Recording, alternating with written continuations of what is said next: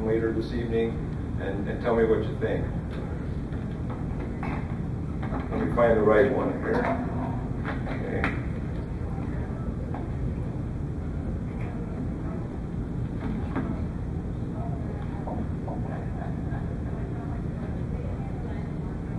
Right now, I've got the leads open. You've got a red LED in this unit showing through.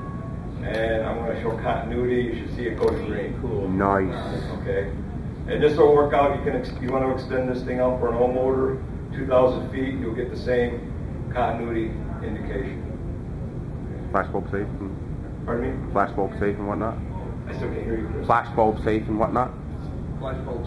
Low voltage. Oh, good question. Electric management. 20 milliamp continuity test. Now, you can set up a flash bulb by looking at it cross-eyed. So, can you buy flash bulbs anymore? No, I would not recommend. I mean, to me, the only safe flash bulb is something with a direct shorted wire across its terminals. After that, it can go off anytime. No, I would not say flash bulb is safe. Electric match. Oh yeah, 20 milliamps is not going to activate the electric match. You've got to have some current. And in fact, I omitted the LED on the continuity unit because just anything hanging out here is going to show continuity. So you can give that up. Unless I add another switch, I really don't want to complicate the launch controller with a bunch of switches. So this basic unit is available now. The kit version will be orderable. I've got to check and see when the instructions will be done. I don't want to sell a kit version without instructions being available. But as you can see, we're in process with that. Any other questions? Okay, thank you very much, and come out and see me tomorrow.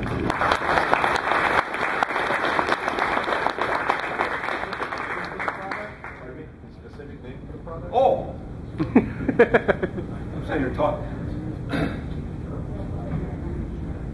When I got the idea for this thing, I said, 8 of these Mighty D cells in series gives you 12 volts, and the Mighty D does a good job like that copperhead, so I named the unit the Mighty D. Not to be confused with the D motor, of course, but the name of the product is the Mighty D. Just thought of one more question for you. Any word on the power? I thought I'd get away. We got you. You're doing it, don't you? Somebody had to ask. Tower's not dead, but it's not imminent. That's all I'm going to say. All right, thanks.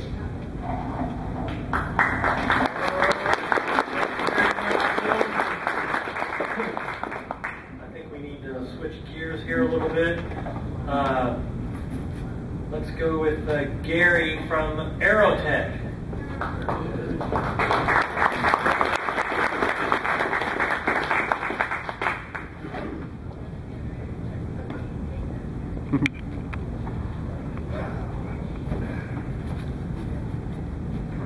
It's pretty cool, man.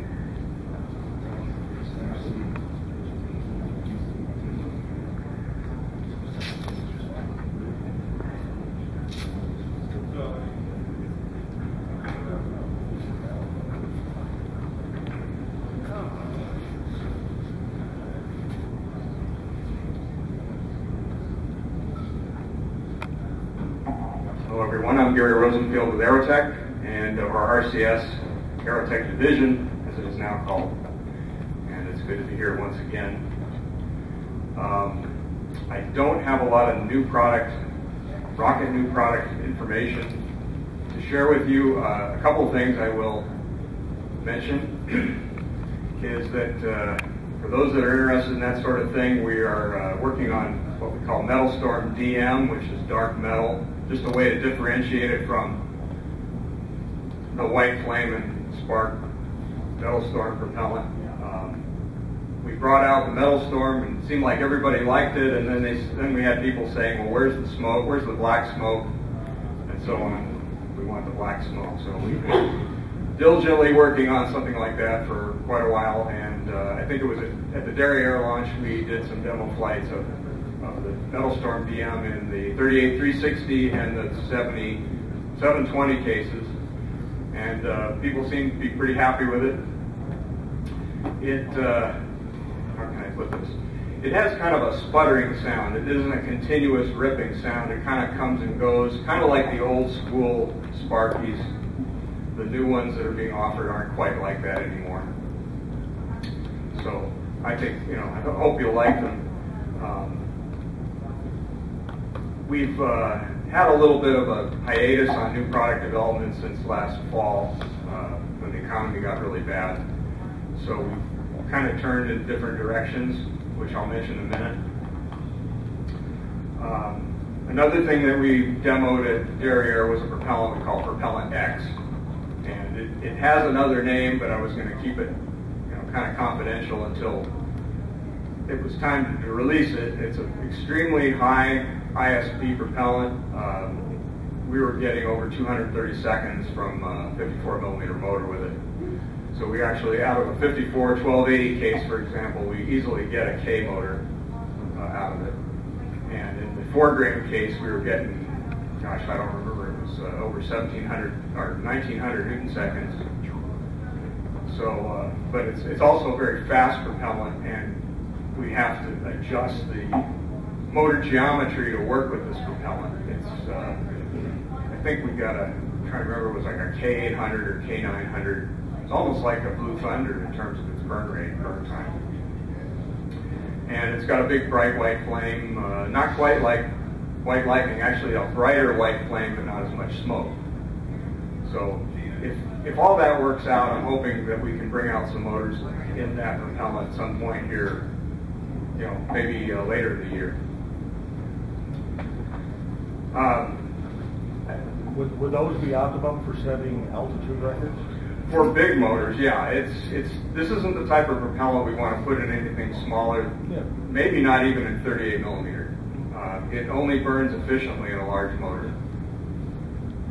Kind of giving it away, but anyway. Somebody said Propellant X was a good name, so we're going to stick with that for now. We'll see what happens in the future. A couple of things we're excited about this year. I might have mentioned, well, some of it you know about. Earlier this year, we were reacquired by Great Plains, which used to sell us to the hobby industry, and they've been doing very well with us. We're real excited about that. With their acquisition of Estes, Hobbyco's acquisition of Estes, it seems to have given them sort of a renewed interest in the hobby, and that's helped us, and we're glad for that. We can always use more sales and more distribution. And along that line, as you're aware, we're very happy to be partnered with Estes on helping them to produce their motors for their new line of mid-power rockets. Besides being helpful for Estes and Aerotech together, I think it's also going to be one of the best things that ever happened to the hobby in general, because we're going to be reaching 10 times, maybe more, the number of customers, the number of people that are going to be exposed to mid-power rocketry. And also mid-power composite rocketry, which will hopefully also feed more interest into high-power rocketry. So I'm hoping, this is a grand experiment in terms of demographics in the hobby. I'm hoping that we're going to see growth in the hobby industry and in the hobby rocket industry, also in the hobby rocket memberships in the organizations. I just can't see of any better way to do that for this type of product. So we're real excited about it, and we're hoping for great things to come of it. You're probably aware of the motors. It's I think E30, F20, F26, F50, G40, and G80s. And we're hoping down the road maybe a few others.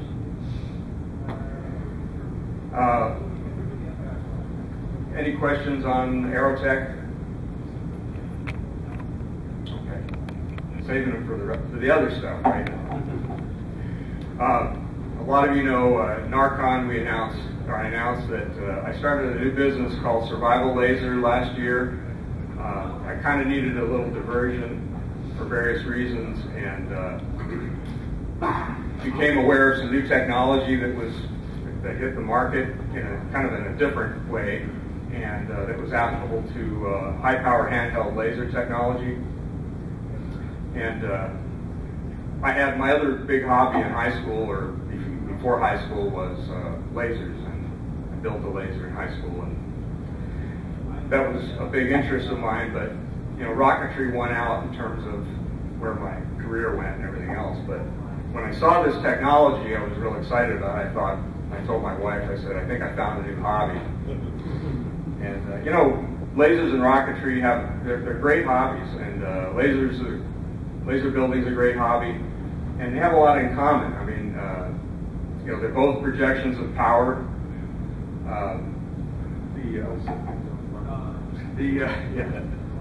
Stealing my thunder. They look like RMS motors, and they both set things on fire. So last year we introduced a product, and these are all sold in, you would call them kits. We call them part bundles. We don't sell lasers. We sell technology and parts, and there's certain reasons for that. Dumb laws. What's that? Dumb laws. Yeah. So we sell these part bundles, and last year we introduced what we call Survival Laser 1. It's called Survival Laser because I'm selling it as a survival tool. It can be used for starting fires in places or times when you can't start a fire anywhere else or any other way. You can use an emergency signaling device, probably good for 100 miles or more. Survival Laser 1 is a 1.1 to 1.3 watt, 445 nanometer laser. Wow. It's blue. It's like a deep blue. And it's an extremely successful product as far as I was concerned. I'm pretty busy with it. And we started a website. You can go check it out at www.survivallaser.com. And we've been expanding the line of product ever since this first product. We've got quite a line of laser accessories and laser parts, new parts. We introduced a new, we've kind of looked, I mean, from my perspective, I looked at the hobby as it was, and it was kind of primitive, in my opinion, at the time when I started into it. And there was a lot of adaptation of parts and so on that were not originally intended for this type of product. So one of the things we've done is, and there's no batteries in this, by the way, we've added a new focus ring. They're anodized in different colors, and so one of the things we're doing this year so far is we're bringing out